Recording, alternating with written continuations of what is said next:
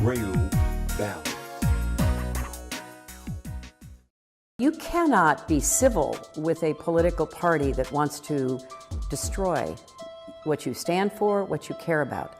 Well, if there's one thing we've learned during the last month, it's what the activist left really thinks. And a lot of people are scared by what they really think.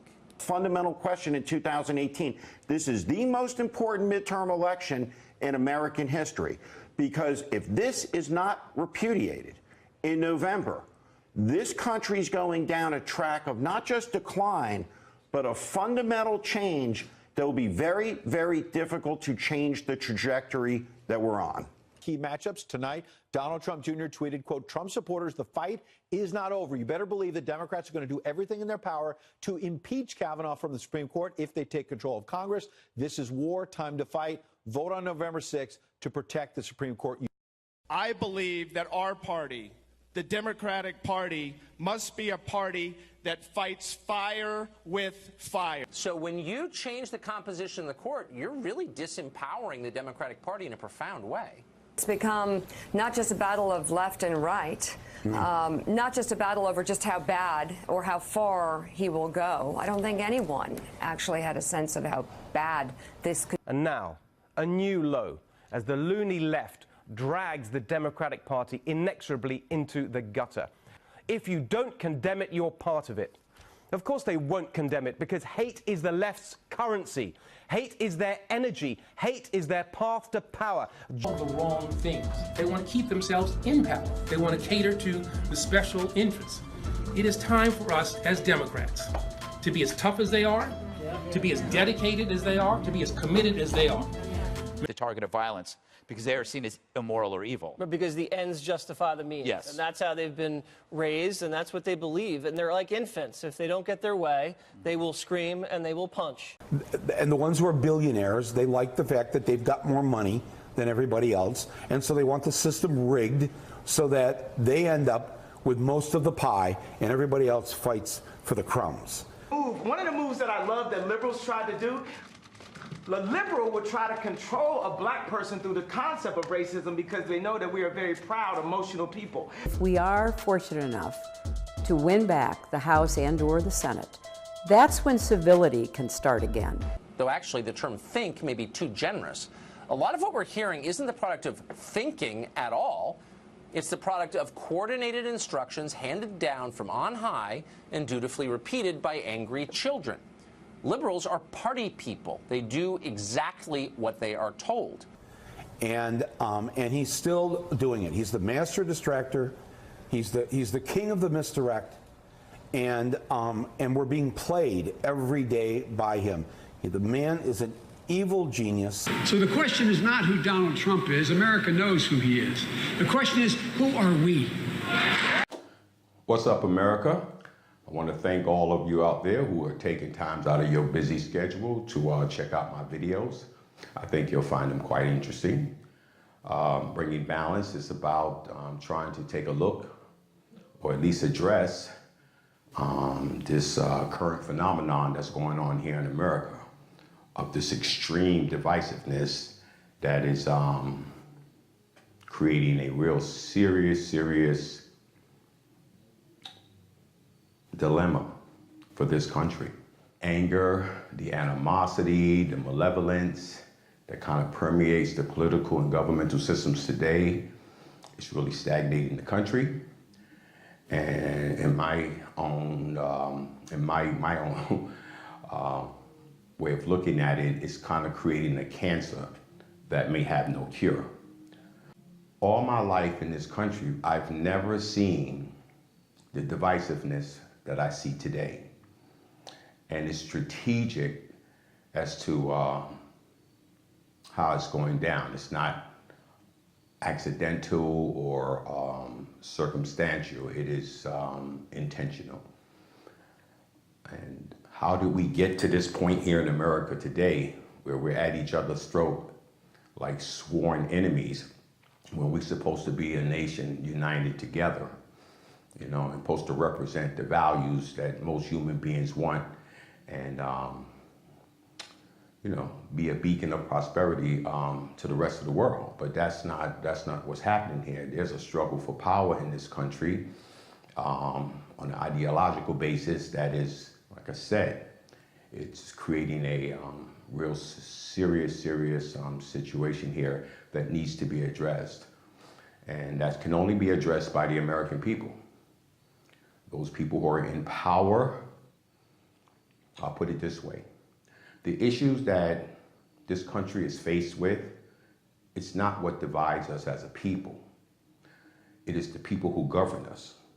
It's not the issues that divide us. It is the people who govern us. They're the ones who perpetuate this division, this left and right, this red and blue, which riles up the emotions of people to the point of where they look at other Americans with a deep hatred. It's not funny, but this is serious. And one of the first things I'd like to do before we move forward on addressing that on this show is really talk about how did we get here? How did America get to this point where we're so divisive? We're so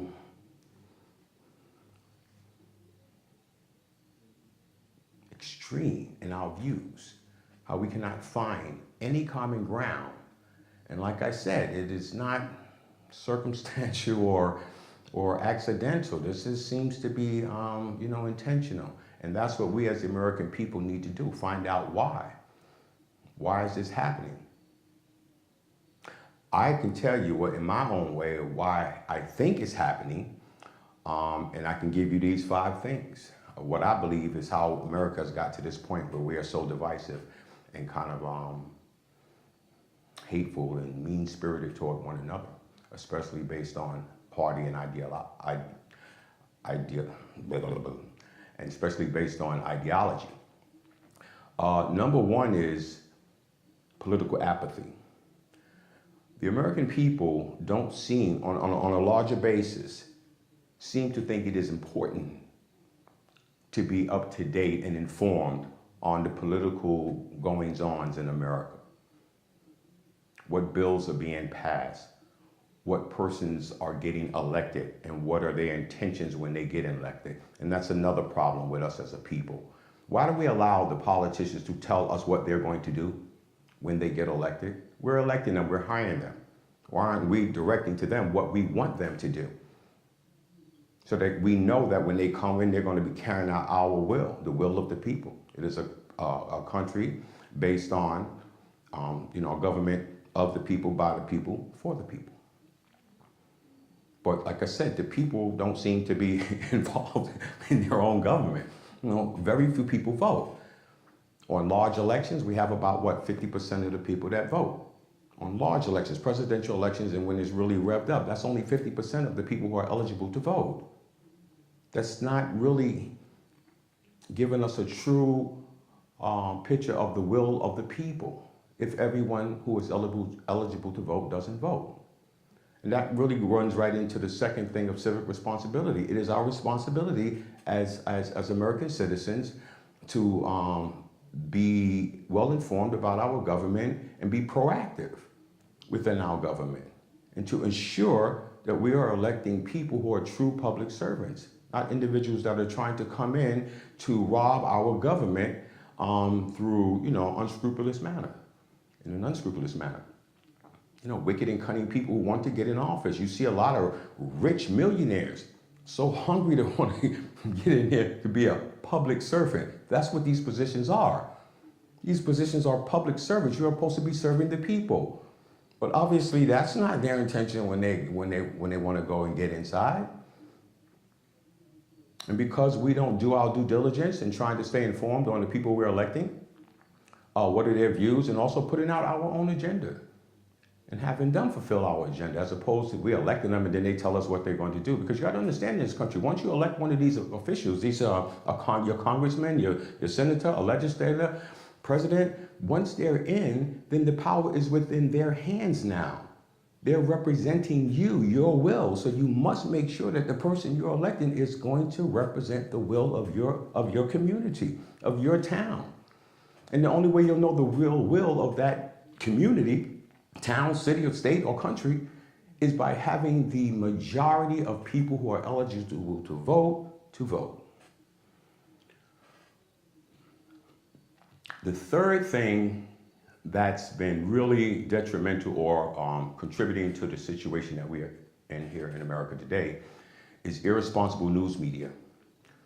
Years ago, many years ago, when I was young, I used to watch the news a lot, and I love politics, things like that. And I used to see how news organizations really, the way they were grow their status or their reputation was by breaking news, good stories, investigative research, coming up with things that maybe were detrimental to the people and making the people aware of these things, irregardless of who it hurt, no matter what party, so that the people can be informed. That is what the intention of the free press was, to keep the people informed. But now we have the press being bought out, becoming lackeys to political parties. It is clear, I watches them all and I see it. It's almost sickening to see smart individuals who know darn well the things they're saying is not true, or they're spinning them with hyperbole, just in order to sway people to think in a certain way, the masses. And they're paid well. Well, that's what you have to understand. It's money in this game. It's money in this game, especially in the conservative media game. I'm not against conservative. I am not. This show here is bipartisan, because the Democrat, and as you see I move forward, I am going to come off hard on the Democrats as well as the Republicans, because in all honesty, all these parties needs to go, and I'm gonna back that up with information or the intention of the founders of this nation, that parties weren't no good for this nation in the first place. And why do we have them?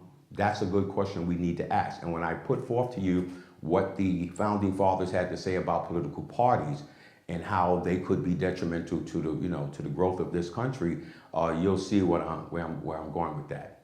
But again, the irresponsible news media, people are making millions of dollars to spew out what they're told to spew out, to go hard in this direction. Do not inch toward any type of middle ground or any kind of compromising or understanding viewpoint. Come hard on and extremely on this way, and the other side is exactly the same. They try to do it, like I said, the Democrats do it in such a very subtle way, but it's the same thing. The Republicans or the conservatives do it a more harsher way. But they're both wrong. They're both dividing this country, and neither side ever has any wise ideas or solutions to how we can address the issues that Americans feel that's troubling them, and address them in an equitable manner, where the majority of people can be okay with that. Not one party trying to grab power so that it can only feed into its own side. This is America. 50 states, one nation, not 25 red states and 35 blue states and whatever they're trying to do to divide us.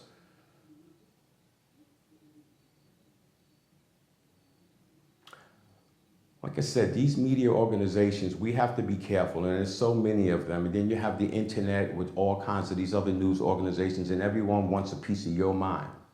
Everyone wants to sway you to some side, and it's all for money.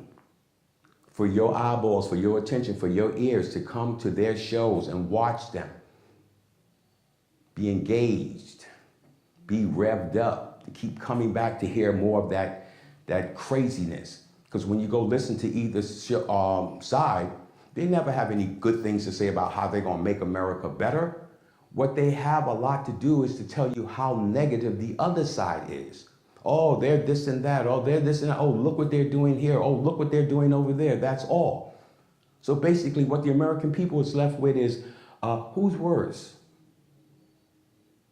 Who's worse? Because they choose who we get to elect. Because these are parties, and these parties will pick the nominee. And then we're left with either a left or right to choose from. But neither one is really genuine for the people. And the news media no longer, which is supposed to be the people's voice or the people's source of information to help keep them informed. Give them the facts so that they can be able to make an educated or reasonable decision on how they can see the country should move forward. But that's not where we're getting. So please be careful of this news medias that are pumping this stuff to you to rile you up and get you all emotional where you start not thinking clearly. Because you got to ask yourself, who's running this ship here and where are they taking us? Because where I look and see forward out in the horizon, this country looks like it's heading off a cliff. Number 5, actually number 4. The fourth thing that I believe contributes also to the decline in this country is that our society has shifted from having reverence for people of high moral character and accomplishments, especially as public servants, to having reverence for people with money and power, regardless of how they got that money and power. Because the mindset today is to believe that if you have money and power, you can do anything. You can get away with anything. You can kill. You can murder. I mean, well, murder, same thing. Rape, do all these kind of like wicked things and you believe, your money and power will get your way. And in many cases, it does seem to be the case. We have to get up off that. Our children are idolizing celebrities to the point of idiocy. Because many celebrities, they're good at what they do, but they're not sages. They're not people I'm not saying any of them, are not wise individuals, but they're not, their thing. That's their thing is what they do. We need someone whose heart and soul is to be leaders and who has true and good intentions to serve the people. Not someone that just likes FaceTime and speak a good game, but never really follows through with what's really needed, to bring this country together. It's always one side or another. I do not hear having the love for one another, having an understanding that we can find a way with our geniuses in this country to make things, really good for all that's willing to put in the work to get what they get. I'm not saying people should be given anything. And that's why I have a lot of respect for certain things that the conservative values speak for. And I also understand where the liberals are coming from. But neither side is wholeheartedly right. And that's why we need some kind of balance here in this country to really recognize the values of the things that the Conservative Party has to say. Look at the value of the things that the Democratic Party has to say. Not the rhetoric, not that stuff that just riles you up to get you, to want to hate somebody else because someone wants to have an abortion or you want to hate on them. Someone's gay, you want to hate on them. Someone's another religious than yours, you want to hate on them. These are things that do not have any effect on another human being's life, what another person does. If you believe homosexuality is wrong, that's between that person and God. The people who had that child or produced that child, that is between them and God. God can handle his own business. He don't need other human beings beating down or harassing other human beings for their own preferences. And we're fighting in the country to make a law where you're going to pin somebody down on something like that when that has no effect. What about health care? Why aren't we fighting to make sure people have quality health care, good paying jobs, good paying jobs? You have enough money left over to go enjoy life with your family. Do things, work hard and then go enjoy life. Good schools, so you know that your child can one day be a productive citizen in the world. Clean and safe communities so that your child can grow up and not be killed in the street and never make it because of the drugs and the crime and all of the silliness that's going on out here in the world. We need to have more reverence and teach our children the value of high character, especially high moral character. This is vital.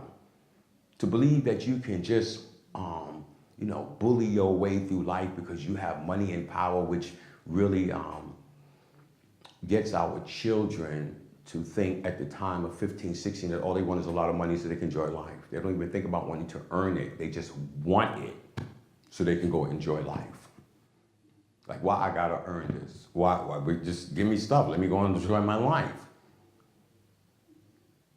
Because the people we idolize have all this money, especially young entertainers, athletes, look like they're living the life.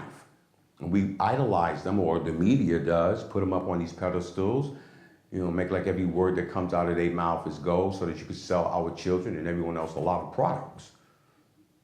But it's not really doing anything to help develop our young people in this country. It's not. And the fifth and last thing that, it's getting back almost to where I was in the beginning, the fifth and last thing is that partisanship in this country, it's at a point of, like I said,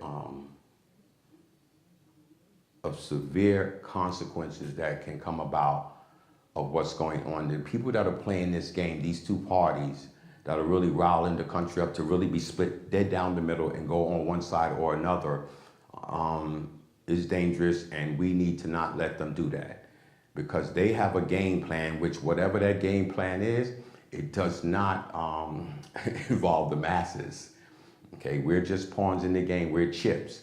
And that's how they're looking at it. The more chips one side can get, gets them power. We're just chips. So they're playing with our minds with this silliness to divide us, and whoever can, grab hold to a certain person's emotional gut feeling or mind pulls them over to them and having that person vote off of his emotions, not on logically thinking that this can't end this way. Because the true honesty is we have to ask ourselves, what is the end game? We have all these parties, all this division. What is the end game? And the two major parties, the conservative and the Democrats, Republican and Democrats, I wonder what do they see as truly this end game here? Do they truly believe that one day that the conservatives will wipe out all of the liberals in this country? Or does the liberals think that one day they will wipe out all of the conservatives? That's never happening. That's foolish thinking. So I ask, what is the end game here? Again, who's guiding this ship and where are they taking us? And again, getting back to the political party scenario. In the next video, I'm going to present to you information from the founders of this nation, many of the patriots back in the beginning who helped form this government, and to really show you where we have deviated and how the political parties and the certain, these leaders today, politicians and so have you, talk about the Constitution and the founding fathers and all of that and wanting our country bad. And when you hear what the founding fathers had to say back in the beginning when this country was first born, a fledgling nation coming up, trying to get it on its feet, there were concerns about unscrupulous men, mostly men at that time too, so I say men not to be biased or anything, but that's how it was, that unscrupulous men would be cunning enough to usurp the power of this government if we did not have an intelligent and informed electorate, meaning that the citizens, the ones who vote, must be intelligent and informed and understand this government so that they cannot be bamboozled, hoodwinked into having someone usurp the power which truly belongs to the people. Not to some person you elect. When you elect them, you're putting them in a position to do your will, not to go there and rule you. That's not what type of government this is. So, like I said, the next video is going to speak about individuals, especially George Washington. George Washington wrote a farewell letter to address the nation when he was leaving office. And it really gets to the heart of where we're at today in this country and what he was warning this country or the citizens about. So it was a farewell letter. His gut feeling or what he knew that was troubling to him as this country was to move forward, and what he saw that we needed to be on the lookout for. And those things he mentioned are currently happening today. It's like prophetic. You will see, and that's why this country's in trouble now, because it has deviated, and because of the lack of the people taking ownership of their government, it is slowly being usurped. And when you hear these, what our founders of this nation had to say, hopefully it'll rile you up to start thinking a little more, being a little bit more diligent, and trying to find truth to what's being told to you. Thank you for watching this video. Please check out the next ones that's coming up. Like I said, this is 50 states, one nation, United States of America. Let's get back together, y'all. Peace.